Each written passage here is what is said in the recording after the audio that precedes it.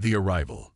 The sleek, silvery spacecraft pierced through Earth's atmosphere, its alien occupant filled with a mix of curiosity and disdain.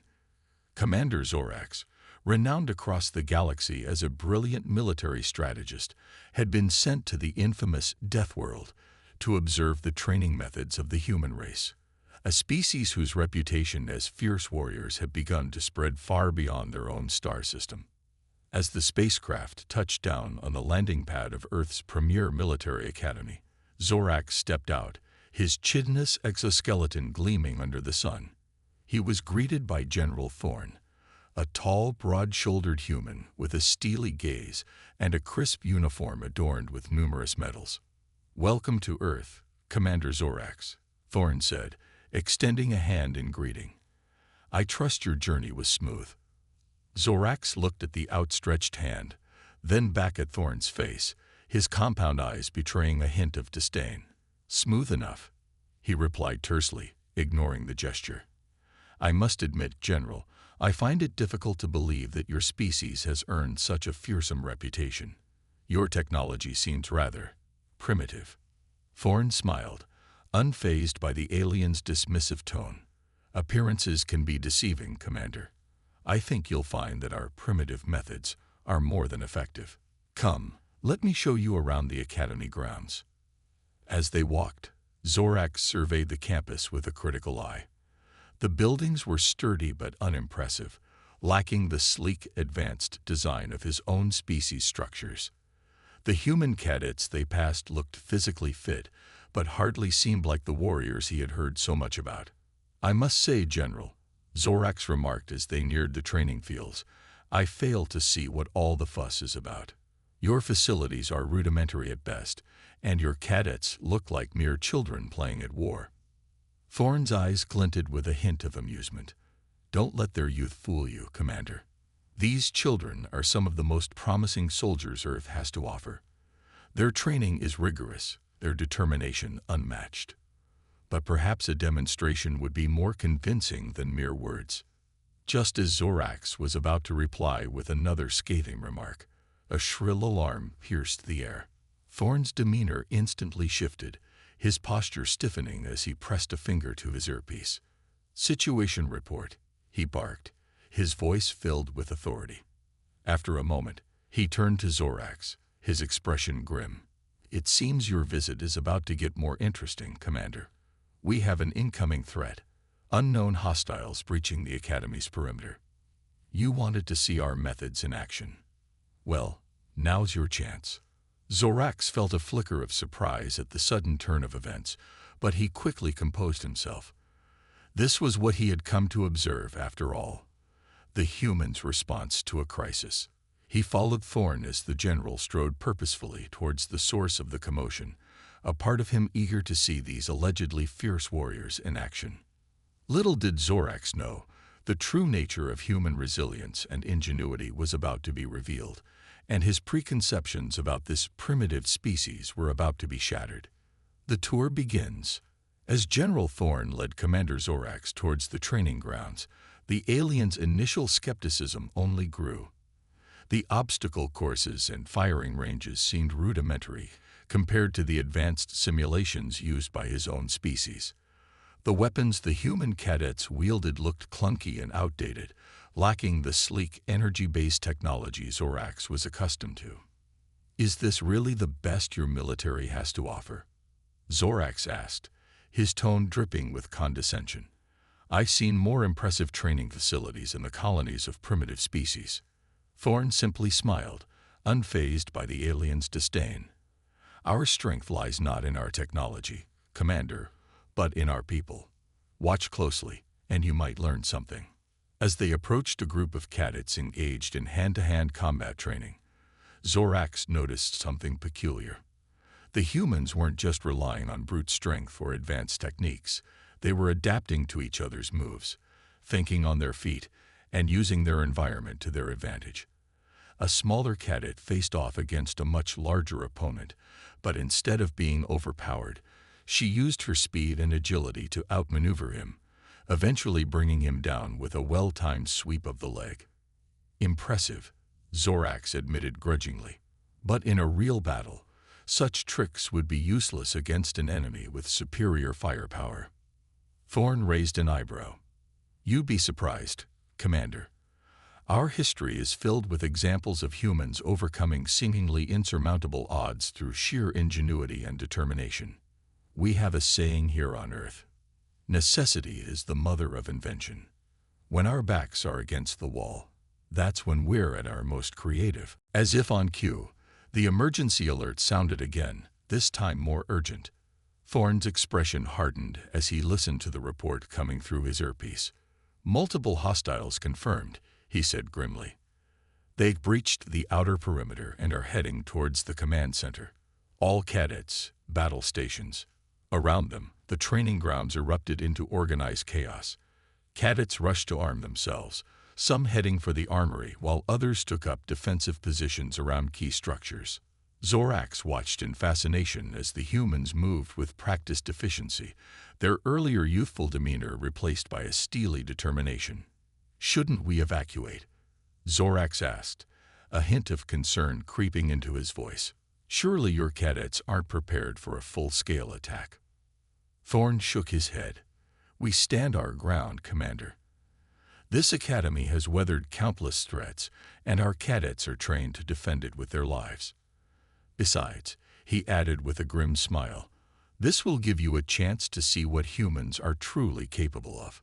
As they took up position near the command center, Zorax couldn't help but feel a grudging respect for the humans' bravery, even if he still doubted their ability to repel a serious attack. The sound of gunfire and explosions drew nearer, and he steeled himself for the battle to come. Little did he know, the true test of human resilience was just beginning, and he was about to witness firsthand the indomitable spirit that had earned the humans their fearsome reputation. Humans in action. As the sounds of battle grew closer, Commander Zorax found himself questioning his decision to observe the human military up close. The chaos of gunfire and explosions was unlike anything he had experienced in his own species' controlled, simulation-based training. Yet, amidst the mayhem, he couldn't help but notice a strange sense of order in the way the human cadets responded to the threat. General Thorn barked orders into his comm device, his voice cutting through the din with an authority that belied the dire situation. The cadets moved with practiced precision, taking up defensive positions and returning fire with a skill that seemed at odds with their primitive weapons. Zorax flinched as a nearby explosion showered them with debris. "General, we should fall back," he shouted, his earlier disdain replaced by a growing sense of urgency. "Your cadets are outmatched. They'll be slaughtered." Thorn, however, seemed unfazed. "Watch and learn, Commander," he replied calmly, gesturing towards a group of cadets who had taken cover behind a low wall. As Zorax watched, the cadets began to execute a series of unconventional tactics. One cadet, a lanky young man with a mop of unruly hair, suddenly broke from cover and sprinted towards the enemy, drawing their fire. At first, Zorax thought the cadet had gone mad. But then he noticed another group of cadets using the distraction to flank the attackers, catching them off guard with a hail of well-aimed shots. Elsewhere, a petite female cadet was using her small stature to her advantage, crawling through a narrow drainage pipe to get behind enemy lines. She emerged behind a group of hostiles, taking them down with a series of swift, silent strikes before they even knew she was there. Zorax watched in amazement as the humans used every advantage at their disposal, from their knowledge of the terrain to their own unique skills and abilities. They fought not as individuals, but as a cohesive unit, each cadet's strengths complementing the others. Even as the battle raged on, Thorn seemed to sense Zorax's growing respect for the human cadets. "You see, Commander," he said, ducking as a bullet whizzed overhead, "our greatest strength lies not in our weapons or our technology, but in our adaptability. We humans have a long history of overcoming seemingly impossible odds by thinking outside the box and working together." As if to punctuate his point, a cadet nearby improvised a makeshift explosive device using a handful of scavenged components, lobbing it over the wall and into the midst of the enemy with a shout of triumph. The resulting blast sent the attackers scattering, their formation broken. Slowly but surely, the tide of battle began to turn in the humans' favor. The cadets pressed their advantage, pushing the enemy back with a relentless determination that seemed to border on the superhuman. Zorax found himself marveling at their stamina, their ability to keep fighting even as their numbers dwindled and their resources ran low. In the end, it was the human's sheer tenacity that won the day. The last of the attackers fell back, retreating in the face of the cadets' unwavering resolve. As the smoke cleared and the cadets began to regroup, checking on their wounded and securing the perimeter, Zorax realized that he had vastly underestimated this seemingly primitive species. "I must admit, General," he said, turning to Thorn with a newfound respect, "your cadet's performance was impressive. I can see now why your species has earned such a fearsome reputation." Thorn smiled, clapping the alien commander on the shoulder. "Stick around, Commander. You haven't seen anything yet." A change of heart. As the adrenaline of battle wore off, Commander Zorax found himself reassessing everything he thought he knew about the human race. The primitive species he had dismissed as inferior had just displayed a level of skill, adaptability, and sheer determination that rivaled anything he had seen in his own species' military. General Thorn, sensing the shift in Zorax's attitude, led him to a quiet corner of the command center. "I can see you're beginning to understand, Commander," he said, his tone more gentle than before. "Our strength lies not in our technology or our physical prowess, but in our ability to turn our weaknesses into advantages." Zorax tilted his head, intrigued. "What do you mean, General?" Thorn leaned back, a thoughtful expression on his face. "Throughout our history, humans have faced countless challenges, from wars and natural disasters to disease and famine. Each time, we've been forced to adapt, to find new ways to survive and thrive in the face of adversity." He gestured to the cadets around them, some nursing injuries, others comforting their shell-shocked comrades. "Take a look at these young men and women, Commander. They come from all walks of life, each with their own unique background and set of challenges. Yet, when faced with a common threat, they put aside their differences and fight as one." Zorax nodded slowly, beginning to understand. "Your species' greatest strength is your unity, then. Your ability to work together despite your differences." Thorn smiled. "That's part of it, yes. But it goes deeper than that. You see, Commander, we humans have a saying. What doesn't kill you makes you stronger. Every challenge we face, every hardship we endure, only serves to make us more resilient, more adaptable, more determined to succeed."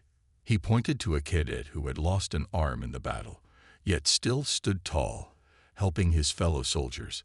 "Take that young man there. He could have given up, let his injury define him.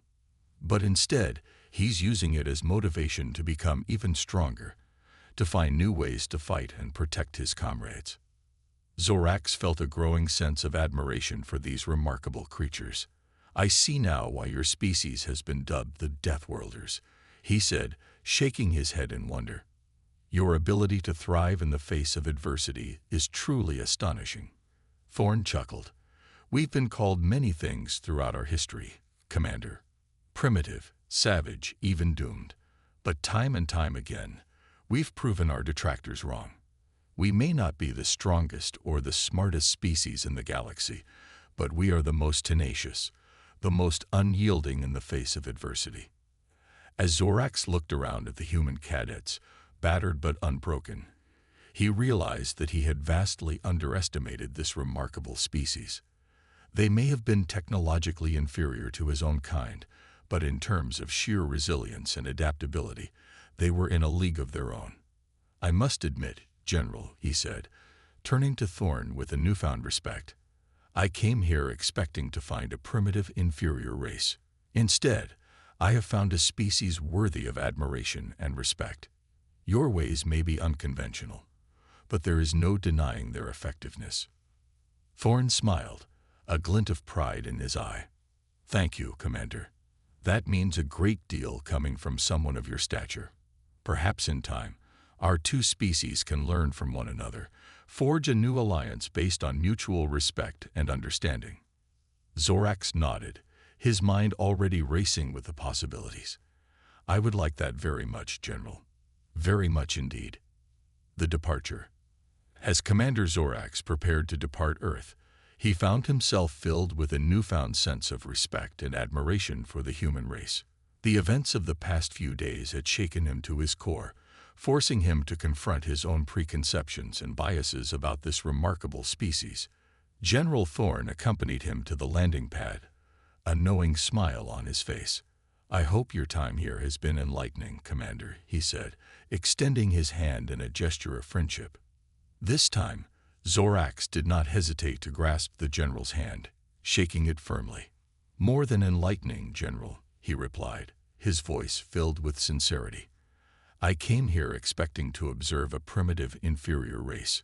Instead, I have witnessed a display of resilience, adaptability, and sheer determination that has left me humbled and inspired. Thorn nodded, his smile widening. We humans have a way of surprising people, he said, a hint of pride in his voice.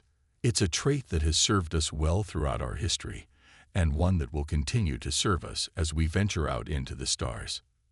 Zorax tilted his head, intrigued. You speak of the future, General. What do you see for your species in the years to come?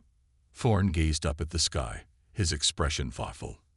I see a future where humans take their place among the great civilizations of the galaxy, he said, his voice filled with conviction, not through conquest or domination, but through cooperation and mutual understanding. We may be young compared to some of the ancient races out there, but we have much to offer. Our resilience, our adaptability, our unbreakable spirit. Zorax nodded, feeling a sense of excitement at the prospect. I have no doubt that your species will achieve great things, General, he said, his tone filled with admiration, and I look forward to seeing what the future holds for both our kinds. As he boarded his spacecraft, Zorax paused, turning back to face Thorn one last time. Before I go, General, I must ask, what is the secret to your species' indomitable spirit? How do you continue to thrive in the face of such adversity? Thorn smiled, a glint of wisdom in his eye. It's simple, Commander, he said, his voice filled with quiet conviction. We never give up. No matter how hard things get, no matter how many times we're knocked down, we always find a way to get back up and keep fighting. It's in our blood, our very DNA. We are survivors, and we will always find a way to adapt and overcome. Zorax felt a shiver run down his spine at the General's words.